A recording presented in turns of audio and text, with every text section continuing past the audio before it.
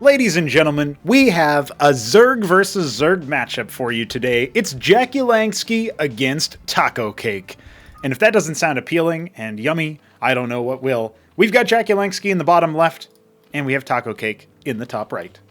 One thing that is very interesting, as both of these players are currently playing in the Gauntlet A for Acropolis number 1, is I am always interested in seeing, who ends up qualifying, what kind of styles we have. And I do think that mirror matchups in Cosmonarchy are a lot better than in other versions of Starcraft, mostly because of the fact that there's so many different choices you can make. And maybe that's a little bit of false bravado or naivete on my part, because maybe there will be people who come out and play the game a lot and solve the matchups and figure out actually it's just coin flippy like PvP, or it's just a bloodbath but not necessarily in a satisfying way like ZVZ. Of course, speaking of StarCraft 1 here. And with all that said, I'm not 100% sure what the end results will be for Cosmonarchy, but I am pretty damn sure that we're going to have some cool stuff on display in this very match. I was told that this is a very bloody one, so we'll have to see how it goes. We, of course, do have Tacocake scouting out a little bit first. This map, Derelict, is a known map. It's a staple of the pool. We have the neutral town center with the gases, and you can harvest that with ease with your scouting worker even for a little bit more Vespene. Speaking of which, Tacocake is harvesting Vespene himself, having gone for his pool before his hatch. So both of our players are going to have relatively similar build order styles, but Jack is thinking about putting down a macro hatch. Or is he? Because he ends up queuing up 3 pairs of quasis. And that has been scouted. You see the eggs morphing in unison. You know that they were started at the same time. It's very likely here that Tacocake will need to defend himself, so he puts down a Kagrant. And what will he do with his Vespene, I wonder? He's going to make a single pair of quasis, and it looks like Jack is thinking about taking his natural expansion, but he's queued up a Derelict, so that's going to be an interesting choice. Is this actually going to be a Circuit? It is, okay. I was curious because it's 125 Vespene right now for the Larvosk, and I'm wondering if it wouldn't be better for it to be 100, but I'm still, gonna ease up on that, gonna evaluate that over time. And, the Tacocake Derelict does end up getting home, so it's not going to get exposed over here and killed in the middle of the map or anything. Jack is actually sending a worker. I don't know if this is by mistake or not. We'll find out. These two players did play a number of matches, and so this isn't the only match that they played in the day, but this is the one that was submitted for cast, so I'm very curious about that. This worker staying behind here is a pretty good tell that Taco is looking for an expansion. He's actually gone for a Vornath very quickly, and since he doesn't have any Zets on hand, I think he might be gunning it for a cheeky little Nathracor run-by. Look, what is this? This worker just burrowed by the mineral line and scouted that worker going to expand. We've got 6 workers, or 6 quasis rather, burrowed outside the main gate here. Jack thinking about what to do. We do indeed have a pair of Nathracors on the way. It's 50 gas per pair, so it's not exactly inexpensive. And the quasis have decided to move on forward. Tacocake maybe being a little bit too audacious there. Not audacious, the opposite of audacious. I think he didn't have enough audacity. He should have kept that hatch morphing, because it's not like... I think maybe this is true in StarCraft 2. I'm not 100% sure. I know it's true in Warcraft 3, where structures that are being constructed don't have any armor. That's not the case in Cosmonarchy. It's not the case in StarCraft 1. They have their armor as soon as they get put down. So you don't have to worry about the quasis, which excel at targets that don't have any armor, dealing a lot of damage to the hatch. It does have 3 armor after all, so it will be just fine. If you wanted to hold it and then maybe force your opponent to pick between doing damage to it and doing damage to your units. That being said, we've got some quasis out for Tacocake. He did end up losing one. And poking up the ramp, I mean, there is a Circuit over here, so it's not going to end very well for Jack as he comes up there. His Hydrath Den has started moments ago, and you can see Jack has been given free reign to enter into the base, so he's going to do what he can with that. Maybe see if he can sneak up here and impinge upon the mineral line, but at the same time, the Nathracors are hitting the mineral line of Jack, and so we've got a bit of a worker massacre on both sides, but hey, Tacocake, your workers are under attack, and you're losing so many of them, and even though you've shut down temporarily the mining of everybody else, it's still not going to work out too well in your favor here. Looks like some of these units were left on hold position, so they're not even fully attacking. The Nathracors are indeed going to result in a little bit of pulled hair here for Jack. He's getting a little bit awkward as he tries to scramble a defense force. His K-Grid almost went down, funnily enough, and 2 more quasis are going to poke on through. The workers have moved all the way to the top left here. Bit of a chaotic, eclectic start, and some workers are being burrowed in the natural mineral line as Tacocake is absolutely shredding face right now with all of those gnats. He ends up scouring with all 4 of them. And we have more and more workers here for the, what is this, Midnight Green Zerg, I want to say? Yeah. And the yellow Zerg, on the other hand, is doing a little bit of a, he's feeling a little worse for wear on that one. Even still has 1 burrowed worker. There you go. Ends up finding it. So where do we stand with all of that? The Hydra Thin is now starting for Tacocake. So pretty soon, Taco's actually going to have a straight up advantage economically and also militarily. The couple quasis poking their heads out over here. Taco doesn't know it, but he could probably just move across the map with his gnats and quasis together and just focus down the enemy military, forcing out Jack to spend more of his larva, more of his limited resources on not making workers. That would just be utterly destructive. The third base is, of course, up for our yellow Zerg. So there is that. There's the potential that Jack can have the worker advantage soon and hold it. He does have more production, and the hatch is coming online here for Taco. But it's a question of whether or not Taco wants to spend his money on military or workers. That's always the quick case for ZVZ. It's always the case for Zerg in general, right? So it's very interesting to see this. So you do have a 12 o'clock maybe being considered by Taco. So it looks like Jack will actually take the worker advantage and maybe be a little bit more decided with it. The ski-backed scab is on the way. That's not exactly what you would expect. And look at how many Quasilisks Taco made. So he's clearly made it clear. He is not interested in building a lot of workers. No, maybe now he will. But right now, he's going to be moving across the map with these Quasis, seeing what kind of pressure he can force out. And it's a question of, well, there's an offering, a Droleth for your sacrifice, a Droleth for your troubles.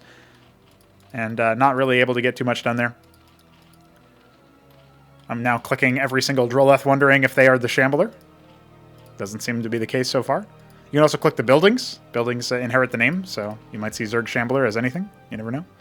Okay, are we going to see the... No, he's just spam queuing it around. Okay, I was going to say, maybe he's going to start dropping it soon, but 12 o'clock will continue to be vacant for now. So Jack saw all of those quasis. He should know, have some kind of intuition level, like, okay, my opponent probably doesn't have that many more workers than I do, if he has more than I do at all, with how many he's made. The 4 gnats are going to come on in and see if they can pick off a worker.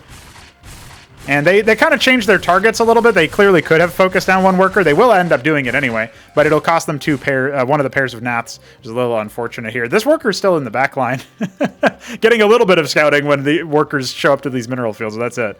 And Bactylisks have been made. So Quasi-Hydra, I guess the Hydra will do okay because they have 1 armor, so they definitely BTFO Quasis. A little bit less so for Bacts, but Bactylisks don't have any armor pen either, so something else to keep in mind. And Tacocake, he's looked at 12 o'clock so many times, but he just hasn't had the money, and now it looks like he's finally going to wait and issue the order. So, Jack popping up here just to see what's going on. He sees no third base, feels maybe a little bit more comfortable in his situation, but here come the Bactylisks, and that's going to reveal the tech deficit that he currently sits at. Only 5 pairs of Hydras, or 5 individuals of Hydras remaining. 4 pairs of Quasis. We do have another hatch coming to expand the production of jakulangski. But it seems like all is quiet now. We're going to settle in to the groove of the game. Jack macroing up. Tacocake macroing up a little bit. Taco Jack sounds like something you would see on like Adult Swim. If you're an American and you watch American cartoons late at night, you might see that. I don't know, it's just something that occurred to me. Wraith coming online here to defend against any would-be air raids from his opponent, but I don't think Taco's going to have to worry about that just very much. We still have some tickling and heckling coming over here, but it keeps Tacocake in his base. Yeah, 4 more pairs of gnats just started, so that's something. He might end up going for a pretty big raid. We actually don't have that much anti-air over here, if you think about it. I mean, the Spraith does pretty well versus the gnats, but with enough of them, you can absolutely bust 1 Spraith. You know, that's not really a problem. These Hydras are going to pop on over here and confirm no third.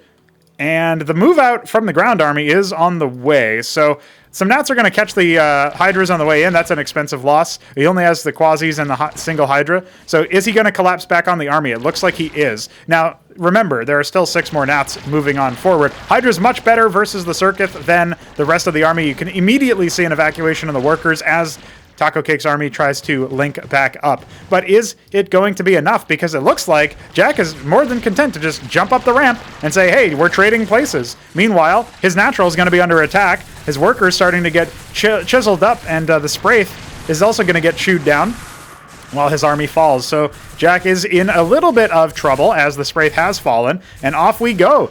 Drone raiding party, Droleth raiding land. That's where Tacocake is currently making a delivery. Heard you didn't need those workers after all. Back down to our medium, even Steven worker count there, pretty much. Look, with small numbers of Hydras, the Nats can still be efficient versus them too, so... One more hit on the way out for good measure, and the Spraith is remutated, so doesn't have to spend an additional worker on that. Ovaleth spotted in the sort of midsection of the map, and hey, there's a lot of Zeths and Quasis. The Hydra and backed count is really, really quite low for Tacocake. That is something that you got to watch out for, and there are some backs out for Jack, so he is back. Got him. Absolutely got him. Looks like Tacocake is reconsidering his angle of attack, although he is going to offer up a single Bactylist there. Not exactly what you want to do. Sort of like the random Droleth that walked over here earlier for Jack. They're both offering up in that situation. Now, this base has never been sighted here for Jack. He has no idea that Taco has 12 o'clock. But the third base is coming online, or the traditional third base location in the upper right is coming online. Zet's going to engage onto the Hydras, but they will be chewed up by the Bactylisks, especially with the cliff advantage. That gives them extra bounces, depending on how far away they really are. And we don't really have much of a front line here, but we do have more Quasis streaming into the fight. I would love to see some Vorvs to engage upon this army. And hey, if push comes to shove, make a Zorkas, make those Zoryus, get them out there on the front line, because when they actually attack a unit, they increase the movement speed for all of your allies moving towards the victim. So it's still something that's really, really quite efficient there. You can see Hydra's getting chewed up a little bit by the Bactylisks, but there's way more Bactylisks here for Jack than there are for Taco. So even though the Hydras themselves are going to get bopped for the most part, you are also going to end up seeing a lot of death in favor of Jack in that fight. We have a lot more Hydras here for Taco now off of that reinforcement round. I'm looking around to see if there's any path to any additional tech, and we've got a little bit more floated Vespene here for Taco. So judging by the gas bank, I would love to imagine that he's going to be gunning it for, maybe something like an Iris, perhaps, to head up to Tier 2. Certainly seems to be banking in that fashion, and he is getting a lot of gas that Jack has no idea about from this 12 o'clock position. He might be thinking that his opponent is just a little bit slow to the punch and hasn't taken his third and is only now doing that. But the Hydra count over here should maybe belie otherwise. If you were on two bases this whole time, you might not be able to afford that sort of thing. Bactylisk's trading over here. It's still going in Jack's favor, but there are more reinforcements here Taco can dip into if he wants to. He just needs to make a uniform engagement, but he's waiting for his own Bactylisks to hit. And while some of his units maybe aren't waiting so patiently. However, it looks like with these morphs, these reinforcements, we are going to go ahead and see these backs get cleaned up. They probably should just stand and fight to see if they can do a little bit of damage, because otherwise they'll end up just dying for free. But it looks like Taco is not going to force the issue. He's held the hatch. It's got about half HP. We still have 4 Nats that could move all their way in. It looks like Jack hasn't really learned his lesson about that, so if another round of Nats goes there, and 3 more pairs did just get started as I say that, we are absolutely potentially going to see another run-by, flyby, in favor of the Nats. It is pretty easy to defang that. Just putting another Spraith would be enough for versus Nats. Versus Skits, it's a little bit different. You kind of need to think about investing into something that will deal splash, and that's a little bit harder to come by for Zerg in Tier 1. Ironically, the answer to Skits is usually Hydras or something. Yeah. But we still don't have any additional tech. And actually, Tacocake seems to have spent all of his Vespene on various units like Bactylisks and Nathicors. So, unfortunately, he flies directly over the path. And so now, his 12 o'clock being revealed, this is a position where Jack will not be favored with the army, but he only ends up getting one of the 6 Nathicors that he actually made into the right location. And unfortunately, his worker count is going to get thinned out here at 12 o'clock as well. So Taco is looking a little bit disfavored, with the worker count stretching ahead in favor of Jack as he takes 6 o'clock. Bounce is clearing out a lot of his army, though. And remember, Taco has kept a decent number of his Bactylisks alive. So if he can do another round of combat units, I think he could do a lot. However, there was that worker that was here this whole time, unburrowed, and turned into a Kagrant and turned into a Circuith in all of the chaos and commotion. All of the workers at 12 o'clock have been wiped, and it feels like maybe Jack has done enough damage here. Unfortunately for his Circuith, he's aggroed the Spraith, which, if anything, would only help Taco in this situation, since he would turn it into a counter Circuith. But looks like he's going to go after the workers instead. The You know what? I'm very interested. I'm going to be honest. I'm very interested in seeing where this one goes because our players are still technically on even bases. The 6 o'clock base can be contained and contested, but a Hydra stack moving up to 12 o'clock while the rest of the army is dealing with this. I think maybe the workers were pulled to the 3rd, and that has less mineral field, so you are going to need to resaturate the natural if you're in Tacocake's shoes, but he is losing his 12 o'clock. Zets are going to stream on in from the other side. Quasi's moving around. Hydra's moving around. Hey, you can cut off reinforcements. It's not a bad idea. Now the Hydras have to exit stage left as the rest of this force sorts of engages here. But this is where Vorvs and Zorius would really help a lot. The Bactalisk stack here is going to be really hard for Tacocake to deal with. And so he comes down the ramp to try to defend his 3rd base, but there's no static defense and there is no gap closing potential. It does feel like Jack can just run him over here, but he might choose to wait for those Bactalisk reinforcements. Doesn't look like he's going to. Instead, just charges on forward. This could very well be the end of the game, but okay, they disengaged. Maybe not 100% sure. Very large number of Zets just came out. I would love to, instead of even bothering to engage with the army, although you might feel like you have to for survival, I'd love to see at least some of those get split off and then, head down over to the bottom. But you can see Tacocake has the idea of flanking around, completely nullifying the bounce count of the Bactalisks while this fight goes on, while Tacocake's own Hydras and Bacts are going to be dealing a lot of crowd control damage. But we've got more reinforcements coming in from the left-hand side as Jack tries to charge in and really heavily deny this 3rd base location. I'm not sure that he's going to be able to do it. We got 12 more pairs of Zets hatching, but the workers are starting to get attacked. Again, no static defense was made. The Hydra-backed army over here for Tacocake, if you can call it an army here, this very small number of units, has indeed held off the offending barbarians at the gates, and it looks like Jack will have to regroup, re-rally, and see what he can do. Honestly, the Zets proving quite adept at sort of holding their own long enough before Jack ends up being able to clean them up. And the Iral Iris has just started.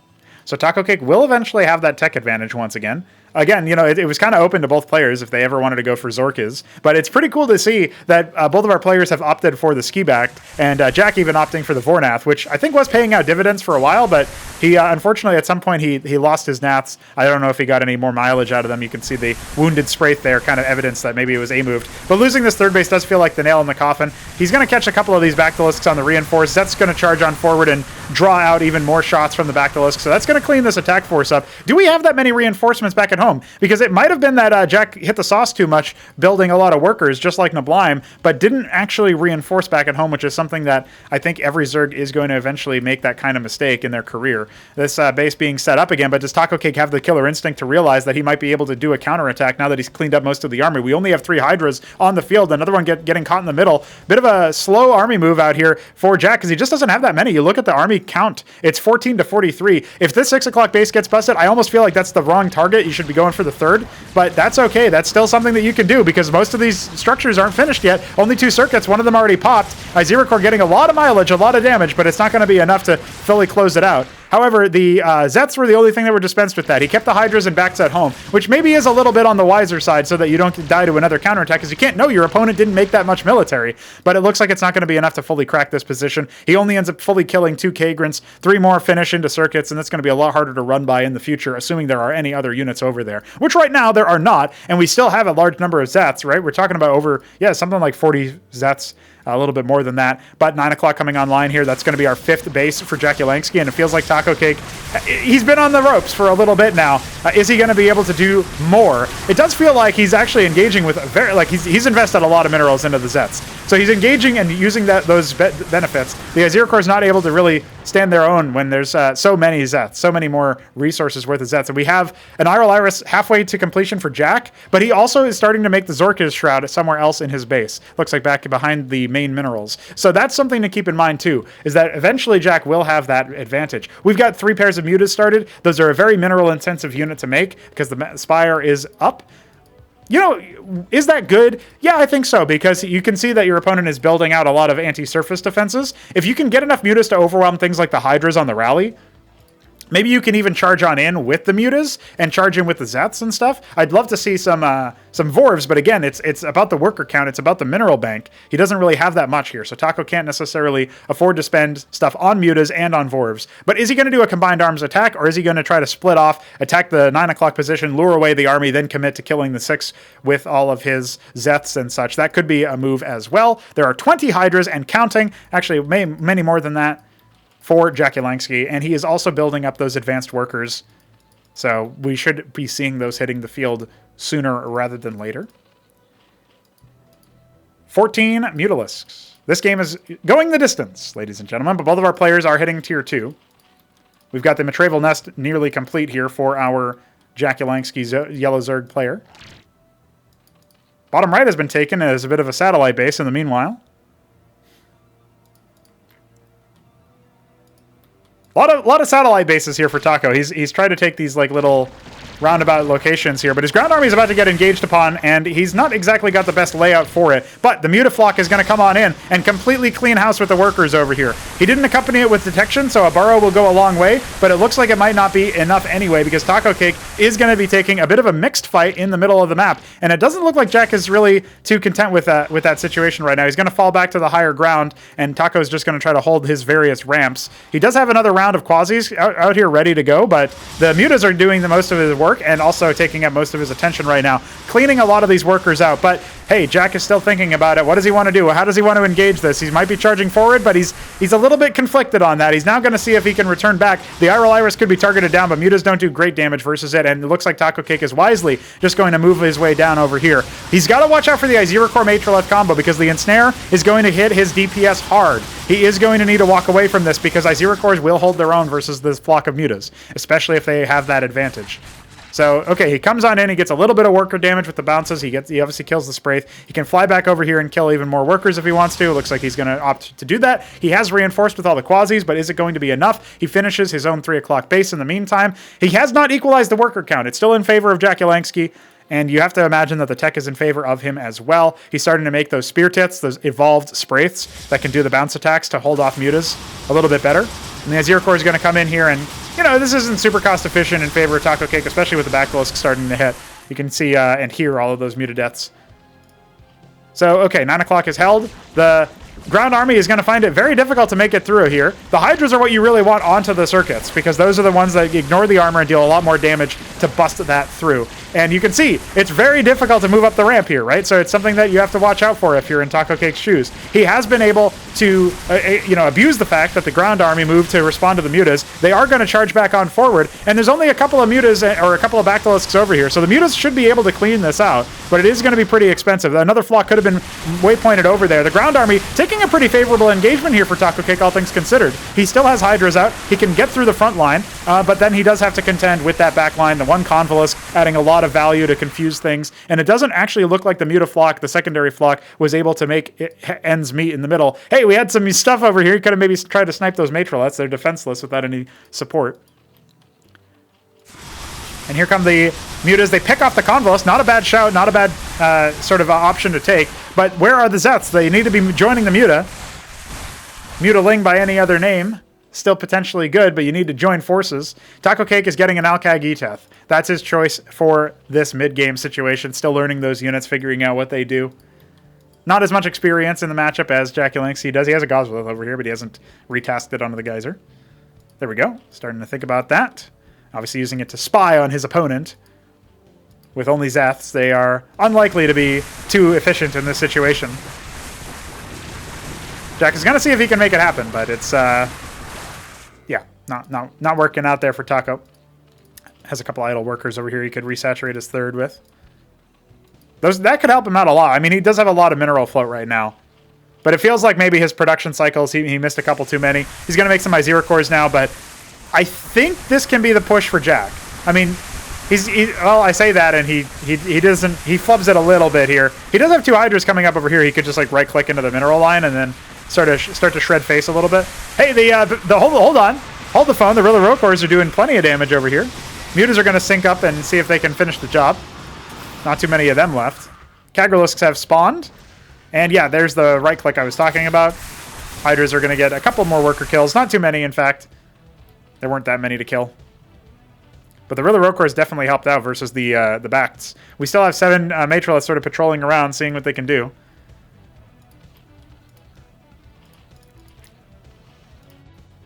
I'm a fan of Jack. I think he can absolutely improve to be a pretty solid Zerg player. He's going to go for tier 3, which is very, very ballsy. But, you know, in these chaotic games, it's where people can get the better of you. The longer the game goes on, the more exhausted you might be, the harder it is to make those correct decisions and keep up to date and keep focused with everything that you're doing. You have to start to ask yourself what's going on here. And Taco, he hasn't put his units on A move, so a couple of Zeds are going to come in here and get kills that they probably shouldn't in an ideal world. Also getting a little bit overwhelmed here. He's putting down some static defense that's going to further tax his worker count. But hey, he's still got this thrumming 3 o'clock base. Bottom right is up with some static defense even. Spire coming now for jakulangski. I wonder if he's going to be gunning for his trademark move of going for the Sovrolets. We'll have to see. He's done that to Shambler twice, and first time it didn't quite work. Second time it was the nail in the coffin of a very long game on infinite velocity. 3 more hatches about to pop here for Tacocake as he's trying to improve his production. A lot of Zets. Some Protathalors out as well for sieging those bases, like at the 6 o'clock location from afar. And here comes the push. It's going to be Protathalor, Kagralisk, Hydralisk, Bactalisk, Iziracore, Quasilisk, and Mutalisk. No Zeph, though, so engaging onto the front line is going to be a little bit challenging. There's a lot of anti-air defenses here, but the anti-surface ones are very much lacking. Here's the counter-engage, but it's only Quasi streaming in right now because 9 o'clock and 3 o'clock are attacked at the same time. It looks like there will be a little bit of a trade over here, and I really like Tacocake's positioning. I really like his situation here. I think he's doing pretty well for himself, in fact. Resources are starting to get out of hand as jakulangski thinking about how to respond to this threat. Same is actually true for Tacocake. He's got a lot of money in the bank, but he did spend a lot on his Hydras. We got 15 Hydras just got made by Jack, but he is still at a bit of a disadvantaged position here. However, there's no front line for this artillery, so this will absolutely go in the favor of Jack. You just wait, especially with the Vilgoricore drawing the fire, the Hydralisks, the Convalisks, the Matrolets, they're all here. And with no 3 o'clock base, it does feel like the next fight might be decisive. So the money is spent. The coffer's drained for Tacocake. Jack, on the other hand, has plenty of minerals, but that's all right. He's got the advantage in terms of army quality. He's got the advantage in terms of base count and worker count, although he did dip below 100. And his Matrolets are kind of out in the open right now, but it looks like he thinks twice about that. He's going to try to regroup his army. This Tar hurting his mobility a little bit because he overcommitted to 12, not realizing there wasn't anything there. The Vilgalets are out. Protathalor is doing their best, but their shots are getting consumed by Rillarocores. That's not what you want your artillery that deal high single-target damage to be focused on. That's what you want your Bactalisks on. That's what you maybe want some other units like the Lakizalisk on or something like that. That would definitely have changed the state of play here. But I don't think the Tazral Haunt, which is in production right now, is even going to be necessary because that was a very overwhelming victory here in favor of Jack. Hey, the Sikralisk, not a bad choice. It does deal splash. It can help you deal with these Rillarocores that aren't even being moved over. 3 o'clock, the third over here under attack.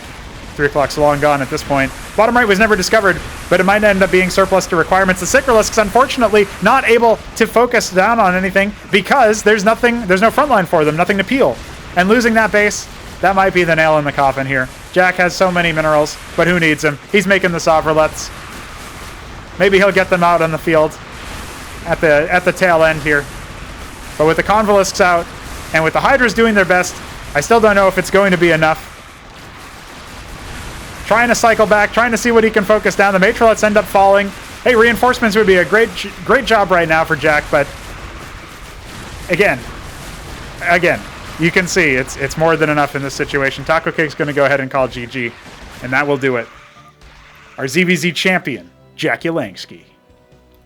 I have to wonder about the resource count here. I do feel like maybe just maybe the replay actually kind of broke a little bit, and there were more units in the back. You can see here he's actually kind of poking around, looking around for stuff. But it seemed for the most part synced. So we'll get feedback in the comments whether that's a situation here for Jack. So as he makes the victory lap, he sees what his opponent has or has not, and he cements his victory. So congrats to him. A very long game, very bloody, very interesting. Love to see it. Big fan. We'll catch you guys tomorrow for some more Cosmonarchy. Stay tuned.